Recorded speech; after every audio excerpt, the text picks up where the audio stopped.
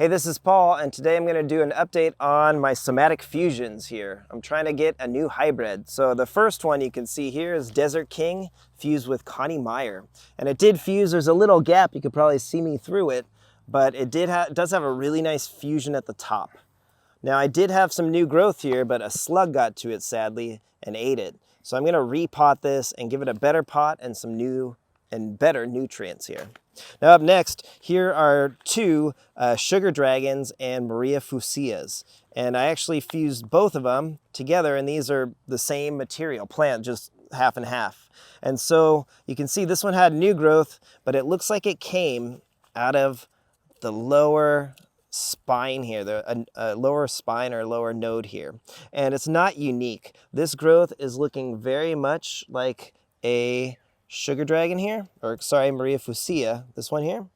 And over here I have this one that kind of looks just like a Sugar Dragon. So in this case, I don't think that these are unique, and these are not a new, the fusion was not successful.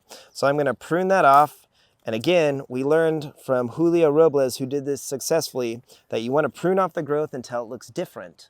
And I could easily tell that those look very much like the parent plant. So this is not successful yet, but I'm hoping we're going to get some new growth that comes out of the fusion, which could be in here.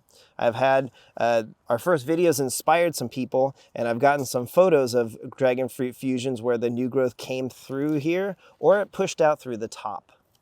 So I'm not going to give up. These plants are really swollen, and it will be interesting to see if they actually form a new growth and fuse out. Now here's another one where the same sort of thing happened. This is actually, I think, my best fusion here. Pull it off and get a nice look at that. That's really what you want. It's fused together. It's calloused over. It's really tight on both sides. I mean, look at that, how it's attached here. I think they're really sharing nutrients. So I think this one is my most successful one with the most potential. But again, this side is the Maria Fusia growth, and it doesn't look like it has any of the Sugar Dragon. It looks very traditional Maria Fusia. So in this case, I'm going to prune this off. And we're going to keep trying, because we want to keep pruning that new growth until we see something that looks different. So right now, these have been in these 1-gallon pots for over a year. So they definitely need, they're probably root bound and they need some more space. So let's go repot these.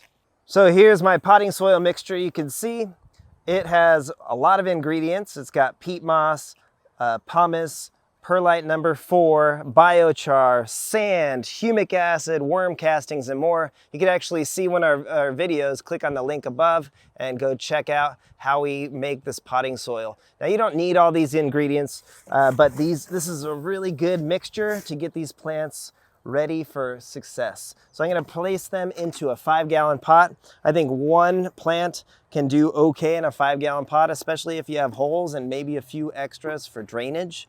So they should last in this pot for about 5 years or so. So I'm going to repot them now with the soil, and let's see what it looks like when they are happy in their new homes. Okay, so they're all repotted in these 5-gallon pots. I labeled them, and they're in dry potting soil, so it's time to top dress. And I really like using this conventional fertilizer. It is Grow Power Plus. Scott's father-in-law Dan has had success using it, and so far our plants have been really green. So it's really good for nitrogen and vegetative growth, at least for sure. But we're getting flower buds off of it too this season, so it's good stuff. So keep it on top of your potting soil, top dress, and then water them in. Now you can also see I have these in a nice partial sun spot, and I'm going to keep them here for about a week or so as they adjust and their roots expand and grow, and they remain happy here. And then I'm going to slowly introduce them to more sunlight, and hopefully we will get some nice unique growth off of one of these 3 somatic hybrid attempts. So they have successful somatic fusions, but they have not shown unique growth yet. But I know it's possible. We'll get to it eventually. All right, if you like our shirt, check this out. This is Bruni, or Bruni, some say. You could get it at one of the links in our description. So give us a like and a subscribe. Thanks for your time, and we'll keep them coming.